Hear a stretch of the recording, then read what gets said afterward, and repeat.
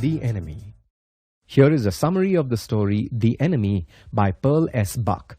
The story opens at the house of Dr. Sadao Hoki, a highly successful Japanese surgeon and scientist who had studied medicine in America. Sadao's house was located on the Japanese coast. He lived there with his wife Hana, their 2 children, and several servants. Sadao and Hana had met in America but were married with the approval of Sadao's father only after they returned to Japan. One day, from their veranda, the couple saw a man being violently flung to the beach by a wave.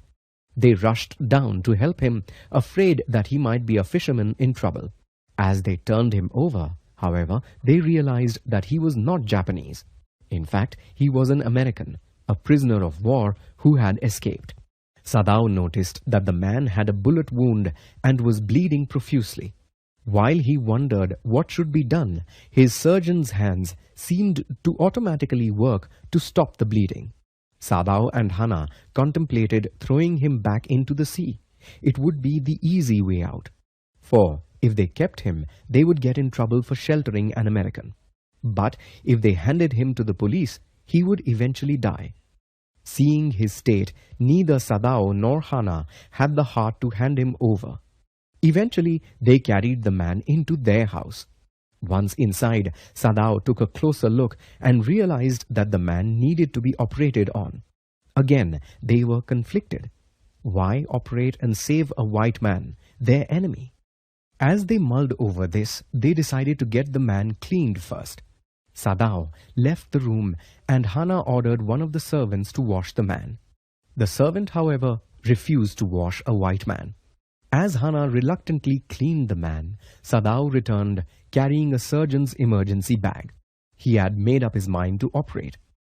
With Hana's help, he successfully removed the bullet from the man's back. The man eventually woke up and was frightened when he realized he was in a Japanese home. But Hana allayed his fears. Over the next few days, Sadao and Hana nursed the man, but were otherwise cold towards him. All through, they wondered why they were not able to go to the police. Their servants became increasingly worried about Sadao not informing the police about the American. After 7 days, they left the house in protest. Hana and Sadao bore this stoically. That day, Sadao was summoned to attend to the old, ill Japanese army general. Sadao decided to come clean with the general and told him about the soldier. The general could not allow Sadao, the best surgeon in Japan, to be arrested. So, he offered to send assassins to kill the white man and dispose of the body. Sadao agreed to the plan. He waited for 3 nights for the assassins, but no one came. Finally, on the 4th day, Sadao decided not to take any further risk. He told the young soldier, who had regained strength by then, to take his boat and row to a little island off the coast. From there, the man could escape on a Korean fishing boat. The young man was reluctant to leave, but he left that night and was never seen again. A week later, after the general recovered from a surgery, Sadao informed him that the prisoner had escaped. The general confessed that he had forgotten to send the assassins. Afraid of being suspected of treason, he pleaded with Sadao to keep the lapse a secret. Sadao agreed happily.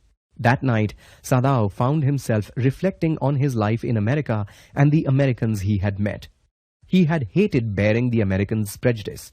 He could not feel thankful even to his American landlady who had taken care of him when he had influenza.